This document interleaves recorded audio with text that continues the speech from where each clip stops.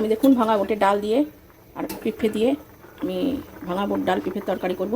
তার জন্য ভাঙা বুটের ডালটা সিদ্ধ করতে দিয়েছি, আর এর সঙ্গে পেঁপেগুলো দিয়ে দেবো, তারপরে সিদ্ধ হবে।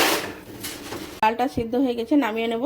ডালের জন্য আমি তেলের উপরে দেখুন নিয়েছি শুকনো লঙ্কা ভেঙে দিয়েছি, জিরে, মৌরি, আর এখানে একটু দেবো হিং। ফোড়নটা ভাজা হয়েছে, এর উপরে দিয়ে দিয়েছি আদা, গ্রেট করা আদা দিয়েছি, টমেটো কুচি, কটা কাঁচা লঙ্কা। এর মধ্যে দিয়ে দেবো একটু হলুদ, একটু নুন আর একটু মিষ্টি।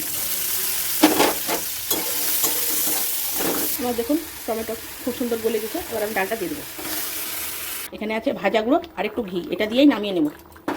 গ্যাস বন্ধ করে দেবো।